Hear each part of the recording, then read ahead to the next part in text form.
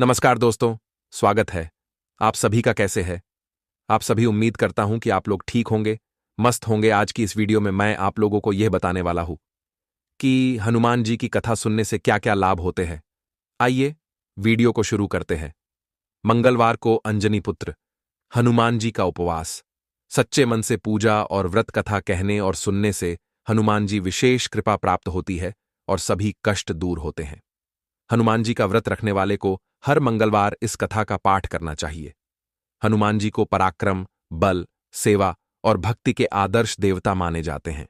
इसी वजह से पुराणों में हनुमान जी को सकल गुण निधान भी कहा गया है। गोस्वामी तुलसीदास ने भी लिखा है कि चारों जुग प्रताप तुम्हारा है, प्रसिद्ध जगत उजियारा। इस चौपाई का अर्थ है कि हनुमान जी इकलौते ऐसे देवता हैं जो हर युग में किसी न किसी रूप गुणों के साथ जगत के लिए संकट मोचक बनकर मौजूद रहेंगे। शास्त्रों में कहा गया है कि हनुमान जी की सेवा करने और उनका व्रत रखने से उनकी विशेष कृपा अपने भक्तों पर बनी रहती है।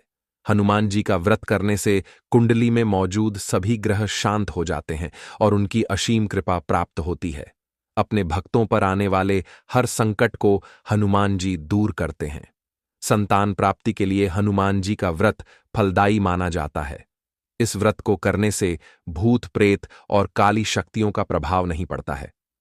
मंगलवार का व्रत करने से सम्मान, साहस और पुरुषार्थ बढ़ता है। हनुमान जी का व्रत लगातार 21 मंगलवार करना चाहिए। मंगलवार के दिन ब्रह्म मुहूर्त में उठकर स्नान वगैरह से निवृत्त होकर सबसे पहले हनुमान जी का ध्यान करें और व्रत का संकल्प करें। इसके बाद ईशान कोण की दिशा उत्तर पूर्व कोने में किसी एकांत स्थान पर हनुमान जी की मूर्ति या तस्वीर स्थापित करें। फिर गंगाजल के छींटें देकर उनका लाल कपड़ा धारण कराएं। फिर पुष्प, रोली और अक्षत के छींटें दें। इसके बाद हनुमान जी पर फूल अर्पित करें और अक्षत व फूल हाथ में रखकर उनकी कथा सुनें और हनुमान चालीसा और सुंदरकांड का पाठ भी करें। इसके बाद आप भोग लगाएं और अपनी मनोकामना बाबा से कहें और प्रसाद सभी में वितरण कर दें। अगर संभव हो सके तो दान जरूर करें। शाम के समय भी हनुमान मंदिर जाकर चमेली के तेल का दीपक जलाएं और सुंदरकांड का पाठ करें और उनकी आरती करें। 21 मंगलवार के व्रत होने के बाद 22वें मंगलवार को विधि विधान के साथ बजरंगबली का पूजा कर उन्हें चोला चढ़ाएं। उसके बाद 21 ब्राह्मणों को बुलाकर उन्हें भोजन कराएं और क्षमतानुसार दान दक्षिणा दें। एक समय की बात है, एक ब्राह्मण दंपत्ति प्रेम भाव से साथ साथ रहते थे, लेकिन उनकी कोई संतान ना होने के कारण दुखी रहते थे। ब्राह्मण हर मंगलवार के वन जाकर हनुमान जी की पूजा करने जाता था और संतान की कामना करता था। ब्राह्मण की पत्नी भी हनुमान जी की बहुत बड़ी भक्त थी और मंगलवार का व्रत रखती थी। वह हमेशा मंगलवार के दिन हनुमान जी को भोग लगाकर ही भोजन करती थी। एक बार व्रत के दिन ब्राह्मणी भोजन नहीं बना पाई, जिससे हनुमान जी को भोग नहीं लग सका।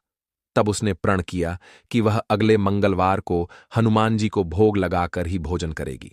वह 6 दिन तक भूखी प्यासी रही और मंगलवार के दिन व्रत के दौरान बेहोश हो गई।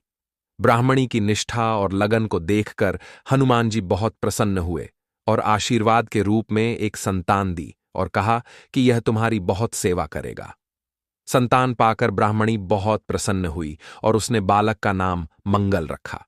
कुछ समय बाद जब ब्राह्मण घर आया तो घर में बच्चे की आवाज सुनाई दी और अपनी पत्नी से पूछा कि आखिर यह बच्चा कौन है। ब्राह्मण की पत्नी ने कहा कि हनुमान जी ने व्रत से प्रसन्न होकर अपने आशीर्वाद के रूप में यह संतान हम दोनों को दी है। ब्राह्मण को अपनी पत्नी की इस बात पर विश्वास नहीं हुआ।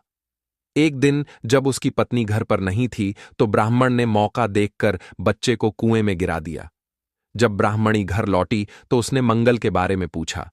तभी पीछे से मंगल मुस्कुराकर आ गया और ब्राह्मण बच्चे को देखकर आश्चर्यचकित रह गया। रात को हनुमान जी ने ब्राह्मण को सपने में दर्शन दिए और बताया कि यह संतान तुम्हारी है। ब्राह्मण सत्य जानकर बहुत खुश हुआ। इसके बाद ब्राह्मण दंपत्ति प्रत्येक मंगलवार को व्रत रखने लगे।